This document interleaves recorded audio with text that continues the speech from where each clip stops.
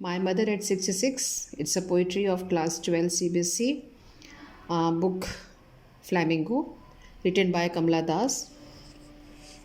इस पोइट्री की अगर हम समरी की बात करें तो इसमें हमें समझ में आया है कि जो पोएट है अपनी मदर से मिलके, जो कि बहुत ज़्यादा बुज़ुर्ग है, उनसे मिलके अपने घर वापस जा रही है। अब अपने घर कोचीन एक कार में फ़्लाइट को पकड़ने के लिए घर से निकली है।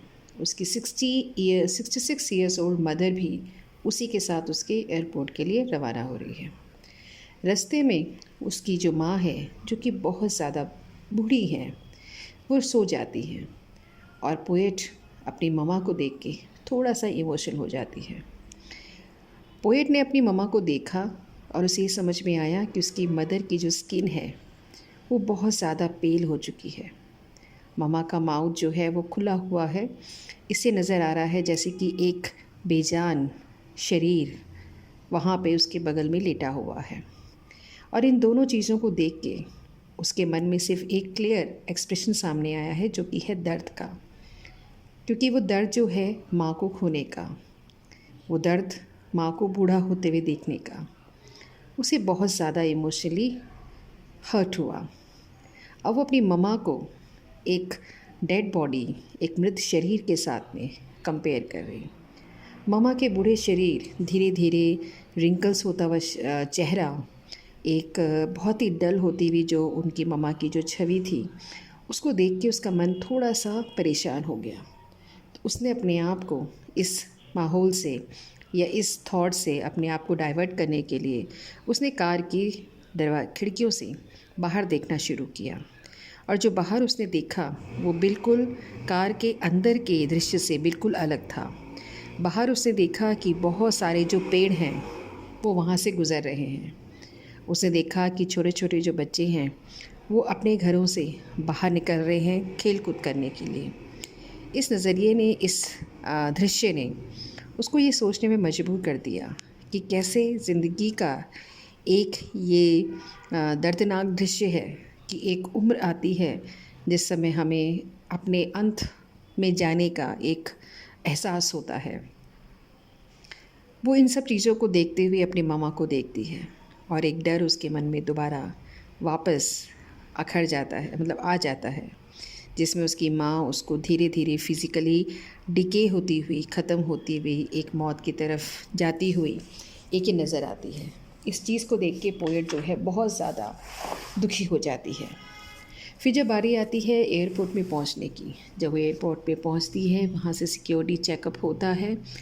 ये एक लास्ट पल था उन दोनों के बीच का। वो वापस अपनी मम्मा की तरफ देखती है, जो कि बिल्कुल कलरलेस फेस नज़र आता है। वो उसको अपनी माँ के उस चेहरे को, जो कि फीका पड़ा हुआ है, सर्दियों के चांद के जैसे रिजेंबल करती है, जो कि फॉगी है, मिस्टी है और रेडी टू विदर है। जो पोएट है वो अपने बचपन के मम्मा के बिछड़ने के दर्द को वापस एक बार फील करती है, और एक डर जो उसको हमेशा चारों तरफ से घेरे रहता था कि मेरी माँ कभी भी, किसी भी वक्त, या मैं अपनी माँ को कभी भी खो दूँगी। इन सब चीज़ों को दिमाग में रखते हुए लेकिन फिर भी उसको अपना सफ़र पूरा करना है।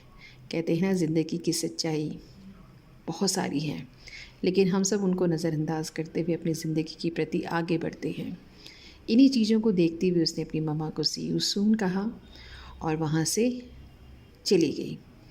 पोएट ये कहती है कि जब मैंने माँ की तरफ देखा तो मैं अपने दर्द को, अपने दुख को, अपनी चिंताओं को, अपने बेसर्बी दिमाग को, जो कि बेसर्ब हो रहा था, इन सब चीज़ों को बहुत पीछे छोड़ते हुए एक माँ की तरफ मैंने स्माइल की, माँ को अलविदा कहा, माँ को सी ऑफ कहा, ये जानते हुए भी कि जाने कब इस रिलेशनशिप का कोई अंत आ सकता है या मैं दोबारा अपनी माँ को मिल सकती हूँ या नहीं। इन सब चीज़ों को विचार करते हुए पोएट ने अपनी माँ को एक खुशी के साथ में एक स्माइल देते हुए अलविदा कहा।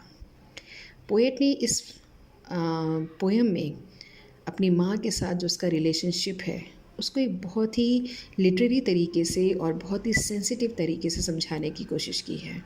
उसने कहा है, हर एक बच्चे के मन में इस बात का तो डर, खौफ हमेशा रहता है कि जाने किस पल, कब, कहाँ उससे उसकी माँ बिछड़ जाएगी। पोएट ने यहाँ पे अपनी माँ के दर्द को, अपने दर्द को, माँ से बिछड़ने वाले दर्द को दिखाते हुए ये बताया है कि माँ अब अपनी उम्र की तरफ आ चुकी है। माँ अब अपने बुढ़ापे की तरफ अग्रसर है, जो कि एक सच्चाई है। और उसने बहुत अच्छी तरीके से अपने इस दर्द को, इस डीके शरीर को दूसरी तरफ से यंग ट्रीज़ और मैरी चिल्ड्रन के साथ में कंपेयर करते हुए बहुत अच्छी तरीके से दर्शाने की कोशिश की है। तो ये हमारे पोइट्री का अंत।